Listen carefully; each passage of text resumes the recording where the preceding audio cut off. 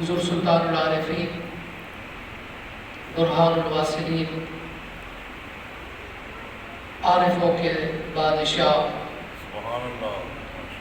میرے شیخ کامل آپ ارشاد فرماتے ہیں بے بسم اللہ اسم اللہ دا اے بھی کہنا بھارا ہو نال شفاعت سرور عالم چھٹ سی عالم سارا ہو حدوں بے حد درود نبی تے جس کا ایڈ پسارا ہو میں قربان انہاں تھی یا حضرت بابو جنہ ملیا نبی سہارا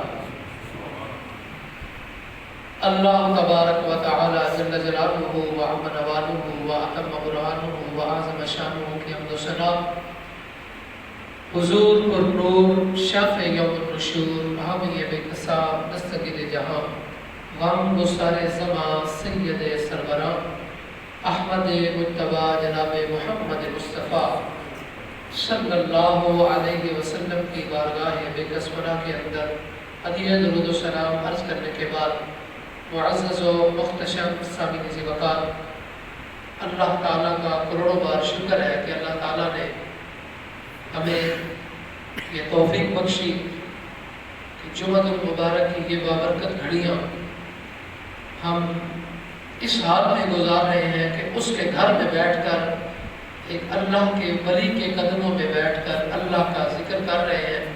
اللہ ہم سب کی حاضری کو اپنی بارگاہ میں قبول و منظور فرمائے۔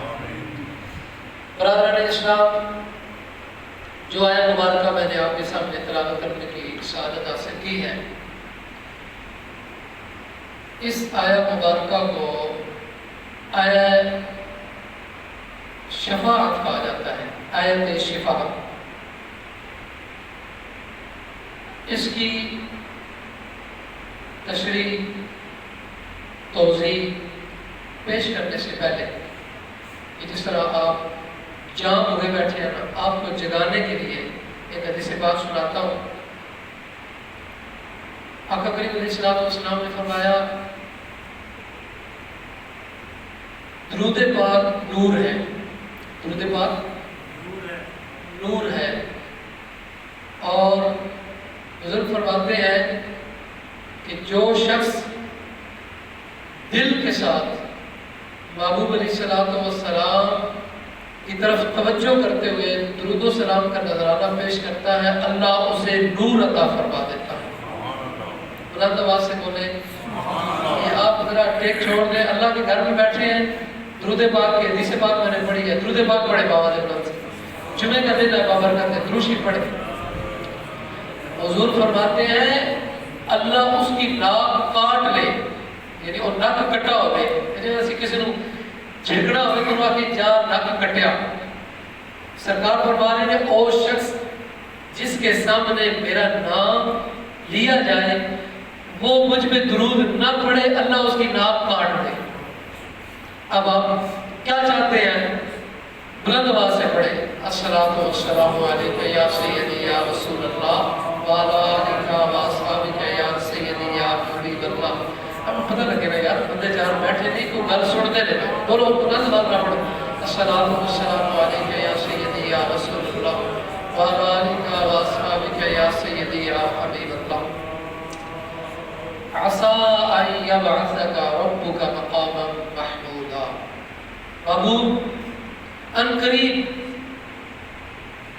تمہارا رب، عسیٰ ان یبعثک ربک، ان قریب تجھے تمہارا رب مقام محمود، مقام محمودا، مقام محمود پر پہنچائے۔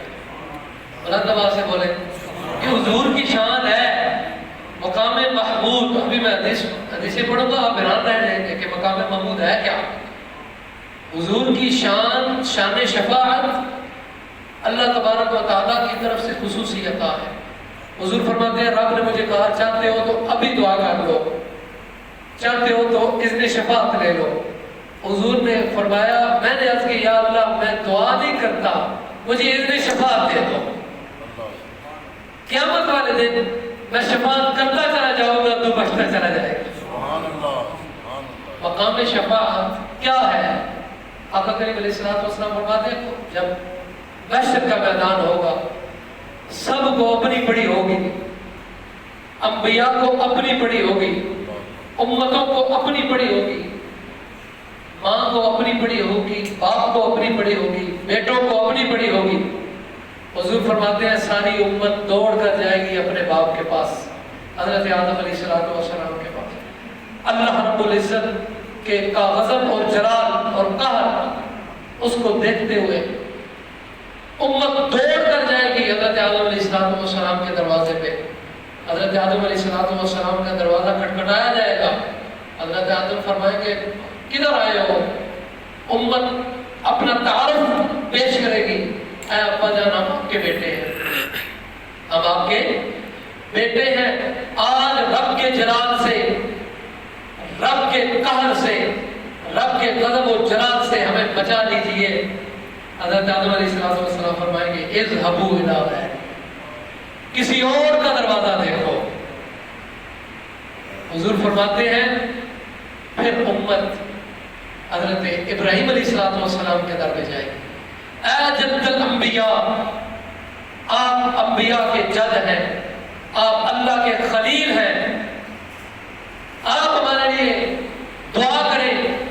یہ رب کا قہر، رب کا جلال، رب کا غضب۔ حضرت ابراہیم خلیل اللہ ارشاد فرمائیں گے اذهبوا الی غیری، اب تم کسی اور دروازے پہ چلے جاؤ، یہ کام میرا نہیں ہے۔ ہاں حضرت عیسیٰ کے دروازے پہ چلے جاؤ، حضرت موسیٰ کے دروازے پہ چلے جاؤ، وہ کلیم اللہ ہے۔ حضرت عیسیٰ کے دروازے پہ چلے جاؤ، وہ روح اللہ ہے۔ امت پریشانی کے عالم میں حضرت موسیٰ علیہ السلام کی بارگاہ میں حاضر ہوگی، یا موسیٰ آپ کلیم اللہ ہیں، آپ نے اللہ سے بات کی، ساری زندگی آپ اللہ سے کلام کرتے رہے، آج اس محشر کے میدان میں رب کی بارگاہ میں ہماری سفارش کر دے، ہمارے لیے دعائے مغفرت کر دے۔ حضرت موسیٰ علیہ السلام ارشاد فرمائیں گے اذهبوا الی غیر،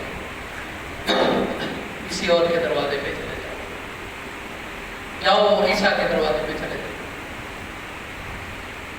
امت حضرت عیسیٰ علیہ السلام کے دروازے پہ آئی، اے عیسیٰ آپ کلمۃ اللہ ہو، آپ روح اللہ ہو، آپ اللہ کی کلام ہو، آپ رب کی بارگاہ سے ہمارے لیے اذن شفاعت، ہمارے لیے بخشش طلب کریں۔ حضرت عیسیٰ فرمائیں گے اذهبوا الی غیر، آپ کسی اور کے دروازے پہ چلے جاؤ، جاؤ کملی والے آقا حضرت محمد مصطفیٰ صلی اللہ علیہ وسلم کی بارگاہ میں۔ تو گرتی پڑتی روتی پیٹتی امت محبوب علیہ السلام کے در پہ آ گئے، اے اللہ کے نبی، آپ اللہ کے حبیب ہیں، ہمیں حضرت آدم نے اپنے دروازے سے ہٹا دیا، ہمیں حضرت ابراہیم نے اپنے دروازے سے ہٹا دیا، ہمیں حضرت موسیٰ نے اپنے دروازے سے ہٹا دیا، ہمیں حضرت عیسیٰ نے اپنے دروازے سے ہٹا دیا۔ اے اللہ کے محبوب، اب ہم جائیں تو کدھر جائیں؟ کملی والے آقا اپنا دامن پھیلا لیں گے، فرمائیں گے ہاں اس کام کے لیے میں ہی ہوں۔ بلند آواز سے بولے حضور کتنی بڑی شان، پھر بولے حضور اپنا دامن رحمت پھیلائے، حضور فرمائیں گے اس کام کے لیے میں ہی ہوں۔ پھر حضور فرماتے ہیں میں اپنا سر سجدے میں رکھ لوں گا۔ بخاری کی حدیث آپ کے سامنے پڑھ رہا ہوں، میں اپنا سر سجدے میں رکھ لوں گا۔ سبحان اللہ، اللہ فرمائے گا یا محمد ارفع رأسک، اے میرے پیارے نبی، اے میرے پیارے محبوب، اے میرے پیارے حبیب، اپنے سر مبارک کو اٹھاؤ۔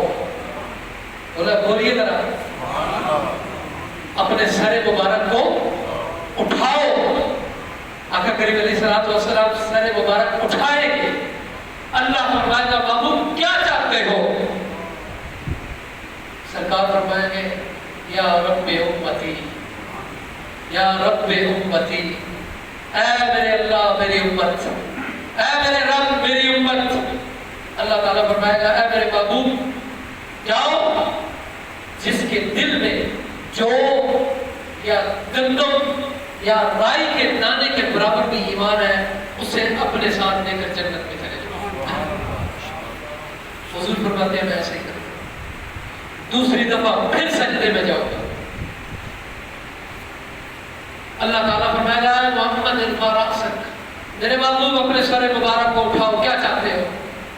حضور فرماتے ہیں میں عرض کروں گا یا اللہ میری امت، میری امت۔ اللہ فرمائے گا جاؤ اپنی امت کے نیکوکار لوگوں کو جنت میں لے جاؤ۔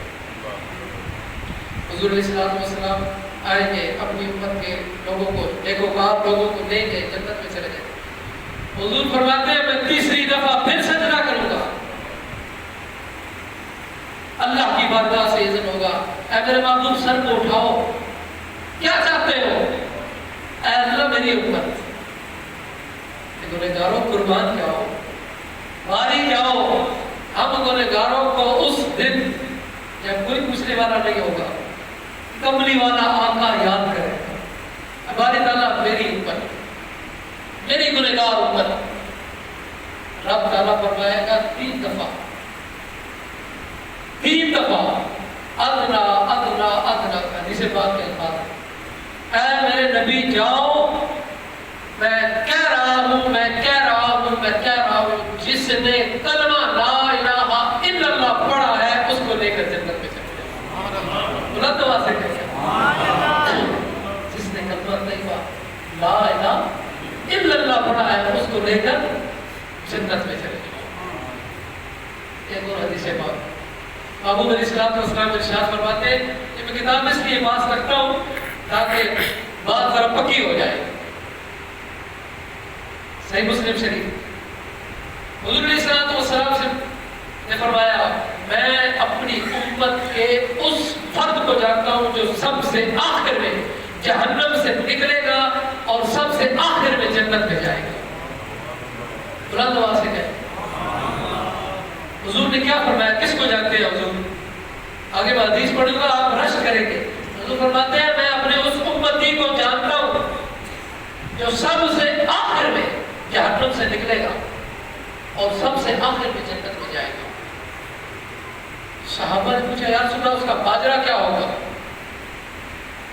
حضور فرماتے ہیں میرا وہ امتی جب میں اس کی شفاعت کر لوں گا اللہ اس کو فرمائے گا توجہ رکھنی ہے میرے بندے جاؤ جنت میں چلے جاؤ۔ حضور فرماتے ہیں وہ میرا امتی گھٹنوں کے بل گھسیٹتا ہوا چلے گا، اپنے آپ کو گھسیٹ گھسیٹ کے چلے گا۔ جب وہ چلے گا جنت کے کنارے پہ پہنچے گا دروازے پہ، اس کے دل میں خیال پیدا ہوگا اب تو جنت بھر چکی ہے، اب تو میرے لیے جگہ نہیں ہے، واپس آ جائے۔ اللہ تعالیٰ فرمائے گا دوسری دفعہ میرے بندے تو جنت میں چلا جا، پھر جائے گا، پھر دل میں خیال آئے گا کہ بھئی اندر تو جگہ ہی نہیں رہی، اندر تو جنت بھر چکی ہے، مکمل ہو چکی ہے، اب میری جگہ کدھر ہے؟ واپس آ جائے گا۔ تیسری دفعہ رب تعالیٰ فرمائے گا میرے بندے تو جنت میں چلا جا، پھر جائے گا، جب جنت کے دروازے پہ پہنچے گا پھر دل میں خیال آئے گا اندر تو جگہ بھر چکی ہے، میرے لیے اب جگہ کہاں ہوگی؟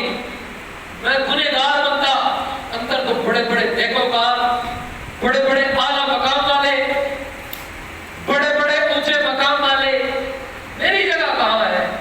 واپس آ جائے گا۔ اللہ فرمائے گا میرے بندے جا جنت میں چلا جا، تیرے لیے دنیا سے 11 گنا بڑھ کر میں نے تجھے جنت عطا فرمائی ہے۔ بلند آواز سے کہے اگلی بات اسی بھی زیادہ لذیذ ہے، مزہ آئے گا آپ کو۔ جب اس نے یہ بات سنی نا،